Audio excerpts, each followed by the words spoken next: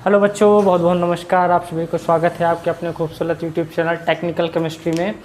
और आज का जो हमारा लेक्चर है वो क्लास 11th का सबसे पहला चैप्टर है, रसायन विज्ञान की कुछ मूलभूत अवधारणाएं। कौन सा चैप्टर है? रसायन विज्ञान की कुछ मूलभूत अवधारणाएं, some basic concept of chemistry जिसको बोलते हैं। ठीक है, तो आज ये सबसे पहला लेक्चर है क्लास 11th के लिए, क्लास 11 केमिस्ट्री के लिए सबसे पहला लेक्चर है।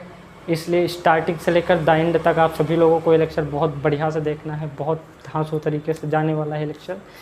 तो आप सभी लोग देखिएगा इस लेक्चर को और ज़्यादा से ज़्यादा इस वीडियो को शेयर करने की कोशिश करिएगा। और अगर कोई भी क्वेश्चन आपको समझ में नहीं आ रहा है, आप तुरंत कमेंट सेक्शन में आप बताइएगा, वीडियो फिर से बनाया जाएगा। ठीक है, चैप्टर पहला क्या है हमारा? रसायन विज्ञान की कुछ मूलभूत अवधारणाएं। रसायन विज्ञान की कुछ मूलभूत अवधारणाएं में अगर हम सबसे पहले बात करें कि जो रसायन विज्ञान होता है वो आखिर में रसायन विज्ञान होता क्या है, इसका यूज़ कहाँ होता है। सबसे पहले तो क्वेश्चन ये उठता है कि रसायन विज्ञान का हमारे डेली वाइज जीवन में यूज़ क्या है। आखिर हम कहाँ यूज़ करते हैं रसायन विज्ञान को, किसने खोज की रसायन विज्ञान की, किस लिए खोज की, क्या क्या कॉन्सेप्ट हमसे क्या क्या निष्कर्ष निकल के आते हैं इस रसायन विज्ञान से। तो अगर हम इन सारी चीज़ों का पता करने की कोशिश करें तो सबका आंसर हमें सिर्फ एक ही जगह मिल सकता है। कहाँ? रसायन विज्ञान से ही। जब हम रसायन को पढ़ना स्टार्ट करते हैं तो उसमें बहुत सारी चीज़ों का रिसर्च एंड डेवलपमेंट होता है। और इस जो रसायन विज्ञान होता है इसका जो यूज होता है डेली वाइज जीवन में हर एक एरिया के लिए होता है, हर एक क्षेत्र में अपना एक इसका सहयोग होता है। वो चाहे शिक्षा के क्षेत्र में हो, चाहे चिकित्सा के क्षेत्र में हो, चाहे औषधियों के क्षेत्र में हो, चाहे उद्योगों में हो। तो रसायन विज्ञान का जो उपयोग है वो हम लोगों को हर एक जगह पर देखने को मिलेगा। अगर हम रसायन विज्ञान के लिए पूछें कि रसायन विज्ञान आखिर में वास्तव में होता क्या है रसायन विज्ञान, तो जो रसायन विज्ञान होता है इसका मतलब होता है स्टडी ऑफ मैटर। किसी भी पदार्थ पे जो हम लोग स्टडी करते हैं वो किसके अंतर्गत अध्ययन किया जाता है? रसायन विज्ञान के अंतर्गत।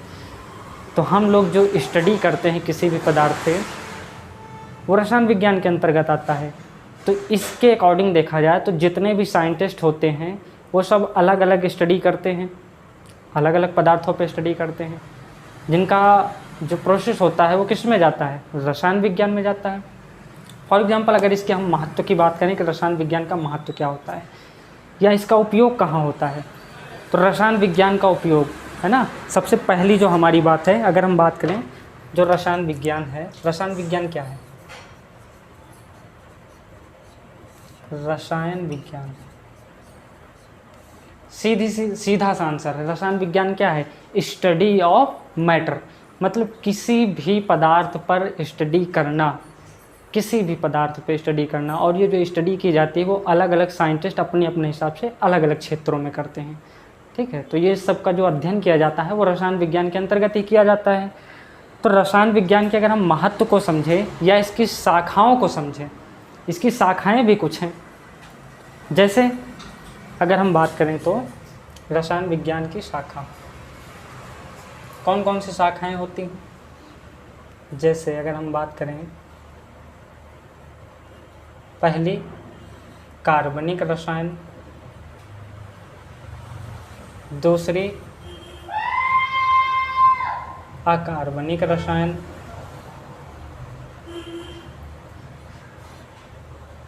भौतिक रसायन,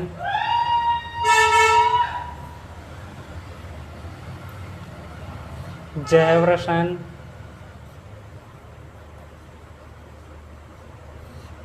औद्योगिक रसायन,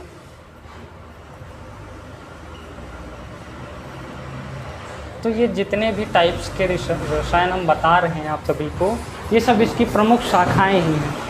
ये जो बता रहे हैं रसायन विज्ञान की कुछ शाखा, जैसे कार्बनिक रसायन हो गई, अकार्बनिक रसायन हो गई, भौतिक रसायन हो गई, जैव रसायन हो गई, औद्योगिक रसायन हो गई। और अगर हम बात करें तो जैसे कृषि रसायन हो गई, औषधि रसायन हो गई,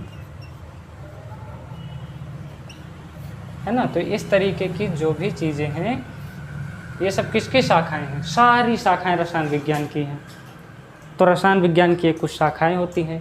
अगर हम इसमें बात करें कि जो कार्बनिक रसायन है ये क्या होता है, अकार्बनिक रसायन क्या होता है, भौतिकी रसायन क्या होता है, तो एक नीट का एग्ज़ाम जो होता है उसमें अगर देखा जाए तो ये 3 जो शाखाएं हैं हमारी, कार्बनिक, अकार्बनिक और भौतिकी, जिसको बोलते हैं ऑर्गेनिक, इनऑर्गेनिक और फिजिकल केमिस्ट्री, ये पोर्शन हमारे नीट के एग्ज़ाम के लिए बहुत बढ़िया पोर्शन होता है।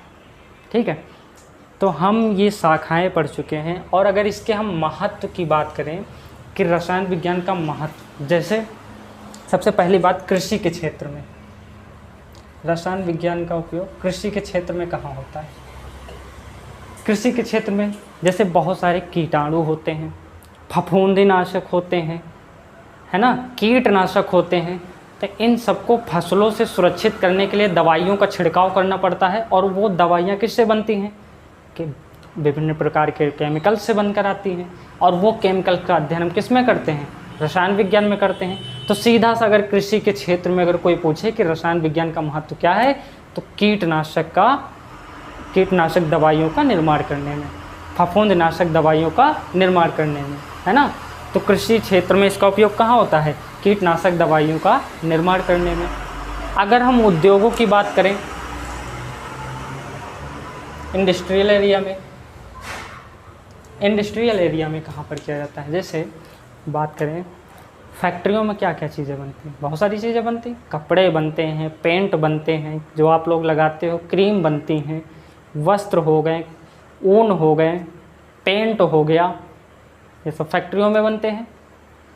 तो ये सब उद्योगों में रसायन विज्ञान का काम आता है। पेंट बनाने में बहुत सारे केमिकल्स का यूज होता है। तो ये भी तो एक प्रकार से क्या हुआ?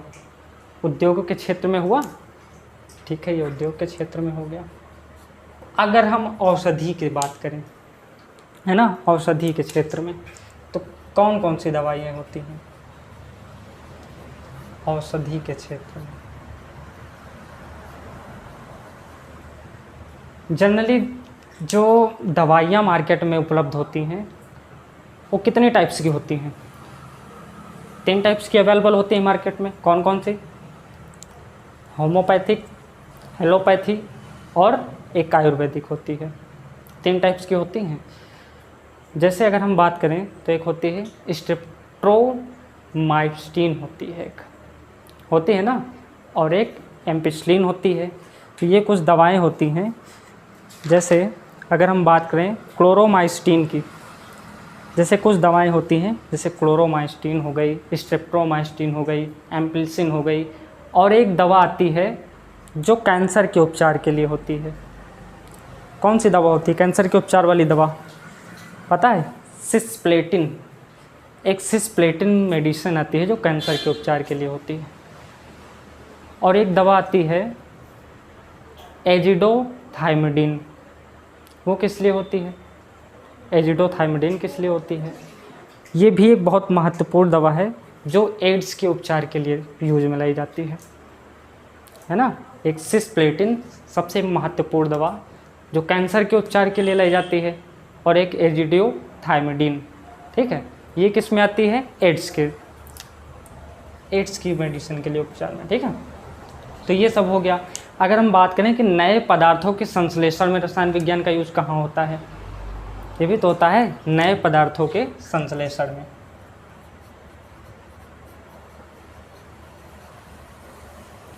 नए पदार्थों के संश्लेषण में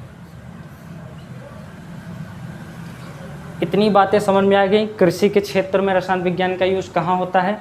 कृषि के क्षेत्र में कीटनाशक दवाओं के निर्माण में। औद्योगिक क्षेत्र में कागज़, पेंट, वस्त्र, ऊन, रेशे आदि सबके निर्माण में रसायन विज्ञान का यूज होता है।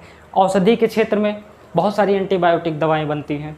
ठीक है, बहुत सारी दवा, जैसे अभी मैंने कुछ दवाइयों के नाम बताया, तो एंटीबायोटिक दवाएं प्रतिजैविक हो गई, है ना। ये सब दवाएं किस में बनती हैं? औषधि के क्षेत्र में, रसायन विज्ञान से ही मिलती है। अब आया नए पदार्थ के संश्लेषण में। नए पदार्थ के संश्लेषण में रसायन विज्ञान का यूज कहाँ होता है? जैसे एक अतिचालक का बनना, अतिचालक के निर्माण में। सुचालक के निर्माण में एक होता है प्रकाशिक तंतु, जिसको ऑप्टिकल फाइबर बोलते हैं, उसके निर्माण के लिए भी हम लोगों का क्या रसायन विज्ञान के लिए अध्ययन किया जाता है।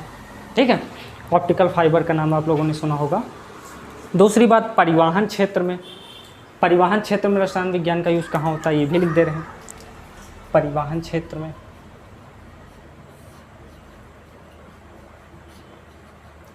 चलो परिवहन क्षेत्र में रसायन विज्ञान का यूज़ कहाँ होता है। सबको पता होगा जनरली परिवहन क्षेत्र में जब हमारी गाड़ी मोटर वाहन चलते हैं तो इसमें कुछ फ्यूल की आवश्यकता होती ही है, ईंधन की आवश्यकता होती है। वो ईंधन कहाँ से प्राप्त होता है, कच्चे तेल समुद्र से प्राप्त होता है, समुद्र से प्राप्त होता है। तो जो कच्चा तेल समुद्र से जब निकाला जाता है तो उसको अलग अलग 2 टेम्परेचर पे हीट किया जाता है, अलग अलग जगह पे। तो जो वो टेम्परेचर पे हीट किया जाता है तो जो हमारा ये कच्चा तेल और पेट्रोल डीजल ये सब बन के आता है, ये सब किसके अंतर्गत आता है, रसायन विज्ञान के अंतर्गत आता है। कोई भी ईंधन हो, हाइड्रोजन गैस हो गई, डीजल हो गया, पेट्रोल हो गया, मिट्टी का तेल हो गया, ये सब किस में आता है, सब रसायन विज्ञान के अंतर्गत हम इसमें अध्ययन करते हैं, है ना। समुद्र से जब कच्चा तेल निकाला जाता है तो इसको दो अलग अलग तरीके से इसको क्या किया जाता है, इसको तापमान टेम्परेचर दिया जाता है, ठीक है, जिससे हम लोगों का ये प्योर तेल बन के आता है। तो ये बात याद रखिएगा, परिवहन क्षेत्र में पेट्रोल डीजल और मिट्टी के तेल में, है ना, ये सब रसायन विज्ञान है। दूसरा बात अगर हम बात करें प्रदूषण नियंत्रण में, है ना, प्रदूषण नियंत्रण में रसायन विज्ञान का क्या महत्व है। प्रदूषण नियंत्रण में, चलो प्रदूषण नियंत्रण में रसायन विज्ञान का कार्य करता है।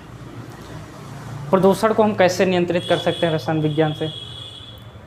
जैसे क्लोरोफ्लोरोकार्बन का नाम सुना होगा, ये कुछ गैसें होती हैं जो नियंत्रित करती है, जैसे ओजोन लेयर होती है, इसको सुरक्षित करती है, सुरक्षित किया जाता है। किस वजह से, बहुत सारे हम लोग केमिकल्स का यूज़ करते हैं या बहुत सारी चीज़ें जिसकी वजह से हम लोगों का जो वायुमंडल है वो कम से कम एकदम साफ़ सुथरा बना रहे हमेशा। और जब वो साफ़ सुथरा बना रहेगा तो ओजोन लेयर जो है वो एकदम क्लियर रहेगी, जिसकी वजह से मानव जीवन काफ़ी लंबे समय तक सही हो सकता है। ओजोन लेयर गायब हो गई तो हम लोगों का जो सूर्य का प्रकाश होगा वो सीधे हमारी बॉडी नहीं सहन कर पाएगी। तो ओजोन लेयर को हम लोग सुरक्षित रख सकते हैं, ठीक है, किसकी वजह से, रसायन विज्ञान की वजह से, ठीक है। अभी हाल ही में सन 1992 की बात करें, अगर 1992 की बात करें तो दुबई में एक बार सीडिंग क्लाउड कराई गई थी, है ना, वर्षा कराई गई थी।